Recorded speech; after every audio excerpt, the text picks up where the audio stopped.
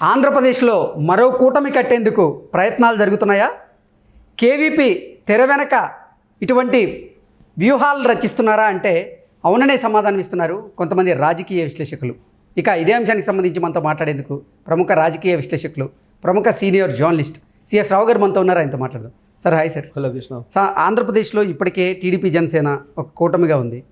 ఆంధ్రప్రదేశ్లో రానున్న ఎన్నికల్లో మరో కూటమి ఏర్పడబోతోంది.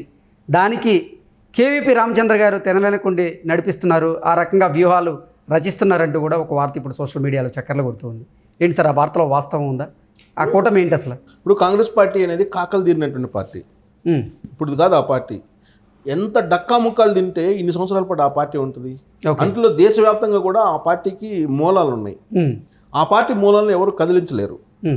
అలాంటి పార్టీ రాజకీయ వ్యూహాలను కూడా చాలా బలంగా రచిస్తూ ఉంటుంది. ఇప్పుడు మన తెలంగాణ ఎన్నికలను చూస్తే కాంగ్రెస్ పార్టీ ఎంత బలమైనటువంటి వ్యూహాలను రచించిందో మనకు అర్థం అవుతుంది. గతంలో ఉన్నటువంటి కాంగ్రెస్ పార్టీ వేరు, ఇప్పుడు ఉన్నటువంటి కాంగ్రెస్ పార్టీ వేరు అనేటువంటి సంకేతాలని కర్ణాటక, తెలంగాణ ఎన్నికల సందర్భంగా పంపించేసింది ప్రజల్లోకి. దాని వెనుక సునీల్ కన్గోలు ఉన్నారు, వ్యూహకర్త. అలాగే విజయకాంత్ అని ఒక అతను, విజయ్ క్రాంతి అనే ఒక అతను ఐఏఎస్, ఒక అతను వాలంటీర్ రిటైర్మెంట్ తీసుకుని తెర వెనుక పనిచేస్తూ ఉన్నారు. రాజు లాంటి వాళ్ళు సీనియర్ ఐఏఎస్లు ఉన్నారు. వీళ్ళందరూ ఉన్నారు. సో కాంగ్రెస్ పార్టీని అంత తేలిగ్గా అంచనా వేయడానికి లేదు. ఇప్పుడు ఆంధ్రప్రదేశ్లో షర్మిల పీసీసీ అధ్యక్ష బాధ్యతలు చేపట్టారు.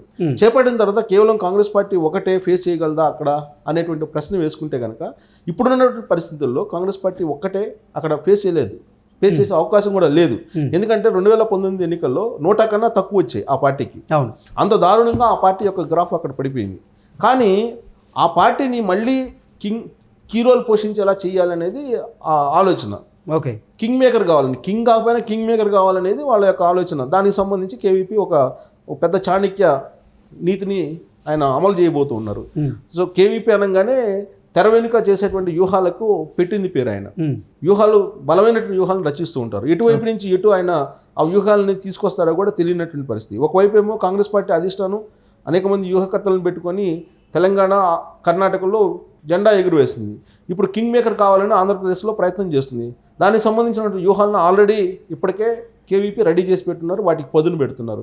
ఏంటి ఆ వ్యూహాలు అని అంటే, కాంగ్రెస్ పార్టీ ఒక్కటే ఎన్నికలకు వెళ్తే కనుక కింగ్ మేకర్ కాలేదు కాబట్టి ఎవరిని కలుపుకొని వెళ్ళాలి, కూటమి కట్టాలి.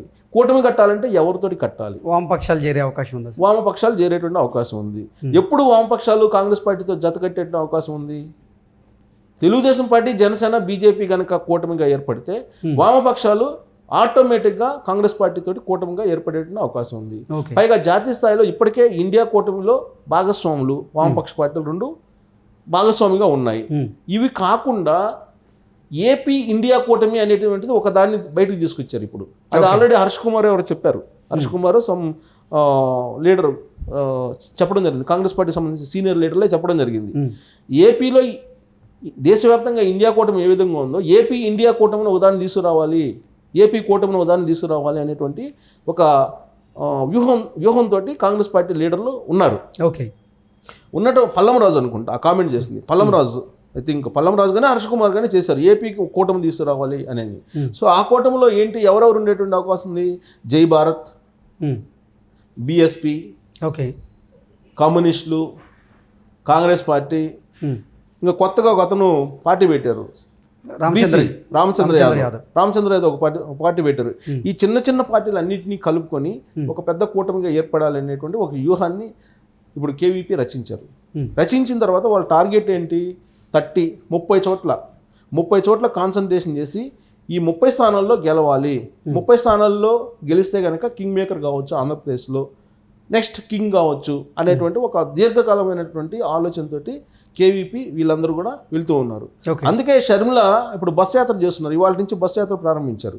ఈ బస్ యాత్ర అంతా అయిపోయే లోపల ఒక కొలికి వచ్చేటువంటి అవకాశం ఉంది ఈ కూటమి. బస్ యాత్ర మొత్తం ముగిసిన తర్వాత అసలు కాంగ్రెస్ పార్టీ బలపడుతుంది ఆంధ్రప్రదేశ్లో అనేటువంటి ఒక ఫోకస్ తీసుకురావాలి. ఫస్ట్ ఫేజ్లో ఫోకస్ తీసుకురావాలంటే కనుక విభజన చట్టంలో ఉన్నటువంటి అంశాలు ఏవైతే ఉన్నాయో వాటన్నిటిని మేమే నెరవేరుస్తాము. చట్టాన్ని తీసుకొచ్చింది మేము కాబట్టి, రాష్ట్రాన్ని విభజించింది మేము కాబట్టి మేమే ఆంధ్రప్రదేశ్కి న్యాయం చేయగలము, ఇంకా మరొక పార్టీ చేయలేదు. ఆల్రెడీ ప్రత్యేక హోదా లేదని చెప్పేసి బీజేపీ చెప్పింది. బీజేపీతో ఎవరు కలుస్తారో వాళ్ళని నమ్మొద్దు అనేటువంటి యాంగిల్లో వాళ్ళు ప్రచారానికి ఆల్రెడీ మొదలుపెట్టారు. ఇంకొక భారత్ జోడో యాత్ర సందర్భంగా రాహుల్ గాంధీ ఏం చెప్పారు, ప్రత్యేక హోదా ఆంధ్రప్రదేశ్కి నేను ఇస్తాను అని చెప్పి తొలి సంతకం కూడా అదే అని చెప్పారు ఆయన. కాంగ్రెస్ పార్టీ వచ్చినా లేదా కాంగ్రెస్ పార్టీతో కూడినటువంటి కూటమి వచ్చినా ప్రత్యేక హోదా మీద నేను తొలి సంతకం పెడతానని చెప్పి ఆయన హామీ ఇవ్వడం జరిగింది. సో ప్రత్యేక హోదా అనేది ఆంధ్రప్రదేశ్కి సెంటిమెంట్. సో దానికోసం కాంగ్రెస్ పార్టీకి సపోర్ట్ చేయండి అని చెప్పి యాంగిల్లో ఇప్పుడు కాంగ్రెస్ పార్టీ వెళ్తుంది, బస్సు యాత్ర కూడా చేస్తూ ఉన్నారు. ఒకవైపు అన్న జగన్మోహన్ రెడ్డిని టార్గెట్ చేస్తూ అభివృద్ధి లేదు, అభివృద్ధి శూన్యం అని చెప్పి చెప్తూనే మరోవైపు కాంగ్రెస్ పార్టీ ఏం చేస్తుంది అధికారం ఇస్తే అనేటువంటి యాంగిల్లో ప్రచారం చేయడానికి షర్మిల సిద్ధపడ్డారు. సో ప్రజలను తమ వైపు తిప్పుకున్న తర్వాత ఒక కూటమి ఈ బస్సు యాత్ర అయిపోయే లోపల ఈ కూటమి వ్యవహారం బయటికి రాబోతుంది. ఏపీ కూటమి, ఇండియా కూటమి లాగా ఏపీ కూటమి రాబోతుంది. ఈ ఏపీ కూటమిలో చిన్న చితకా పార్టీలు అన్నీ కూడా వచ్చి చేరేటువంటి అవకాశం ఉంది, అప్పుడు బలపడేటువంటి అవకాశం ఉంది అనేటువంటిది ఒక వ్యూహం అది. సో అదంతా ఎప్పుడు సాకారం అవుతుంది, బీజేపీని కనుక దగ్గర తీసుకుంటే జనసేన తెలుగుదేశం పార్టీ, అప్పుడు ఖచ్చితంగా అక్కడ రాజకీయ పరిణామాలు చాలా వేగంగా మారేటువంటి అవకాశం ఉంది ఆంధ్రప్రదేశ్లో. అప్పటి వరకు వామపక్షాలు సమాన దూరం పాటిస్తూ ఉన్నాయి. రాష్ట్ర ప్రయోజనాల దృష్ట్యా దేశ రాజకీయాలు వేరు, రాష్ట్ర రాజకీయాలు వేరు అనేటువంటి కోణంలో వామపక్ష పార్టీలు వెళ్తూ ఉన్నాయి. ఇప్పటి వరకు కనుక వామపక్ష లీడర్లు కూడా వెళ్తూ ఉన్నాయి. వామపక్షాలు అంత ఈజీగా తక్కువగా అంచనా వేయడానికి లేదు ఆంధ్రప్రదేశ్లో. ఎందుకంటే శ్రీకాకుళంలో బలంగా ఉంది, గుంటూరు కృష్ణా జిల్లాలో బలంగా ఉంది, అలాగే ప్రకాశంలో బలంగా ఉంది. సో తక్కువ అంచనా వేయడానికి లేదు వామపక్ష పార్టీలని. సో పైగా వీళ్ళందరూ ఒక కూటమికి ఏర్పడితే ఒక ఫోర్స్, థర్డ్ ఫోర్స్గా వచ్చేటువంటి అవకాశం ఉంది. సో అప్పుడు ఏమవుతుంది, ఒకవేళ అదే కనుక జరిగితే తెలుగుదేశం, జనసేన, బీజేపీ ఒక కూటమి, వైఎస్ఆర్ కాంగ్రెస్ పార్టీ సింగిల్గా పోటీ చేస్తుంది, కాంగ్రెస్ పార్టీ, వామపక్షాలు, ఈ చిన్న చితక పార్టీలు అన్నీ కలిపి ఒక కూటమిగా ఏర్పడి రాబోయేటువంటి ఎన్నికల్లో ఒక ఫోర్స్గా ఏర్పడేటువంటి అవకాశం ఉంది. ఏదైతే జగన్మోహన్ రెడ్డి అనుకున్నారో అది నెరవేరేటువంటి అవకాశం ఉంది. అంటే ప్రభుత్వ వ్యతిరేక ఓటు చీలిపోవాలనేది జగన్మోహన్ రెడ్డి యొక్క లక్ష్యం. అంటే టీడీపీ జనసేన కూటమి కాకుండా అది చీలిపోవాలంటే ఈ థర్డ్ ఆల్టర్నేటివ్ కూటమి అయితే రాబోతుంది. సో ఇప్పుడు అర్థమై ఉండాలి షర్మిల అసలు ఎందుకు వచ్చింది కాంగ్రెస్ పార్టీలోకి అనేది. షర్మిల కాంగ్రెస్ పార్టీలోకి ఎందుకు వచ్చారు, జగన్మోహన్ రెడ్డి అంగీకారంతో వచ్చారా, అంగీకారం లేకుండా వచ్చారా, వీళ్ళిద్దరూ మాట్లాడుకోకుండా వచ్చారా, వాళ్ళిద్దరు శత్రువుల మాదిరిగా రాజకీయాలు వ్యవహరిస్తారా, స్నేహితుల మాదిరిగా అన్నా చెల్లెల మాదిరిగా వ్యవహరిస్తారా అనేది ఇప్పుడు క్లారిటీ రావాలి. ఇప్పుడు ఒకవేళ మూడో కూటమి కనుక ఏర్పడితే ఖచ్చితంగా ఒక ఫోర్స్ అయితే ఏర్పడుతుంది కదా. అప్పుడు అల్టిమేట్గా జగన్మోహన్ రెడ్డి ఏదైతే అనుకున్నాడో ప్రభుత్వ వ్యతిరేక ఓటు చీలిపోవాలని అది నెరవేరుతుంది. పవన్ కళ్యాణ్ ఏదైతే అనుకున్నాడో చీలిపోకూడదని చెప్పి అది నెరవేరదు. Simple, very simple.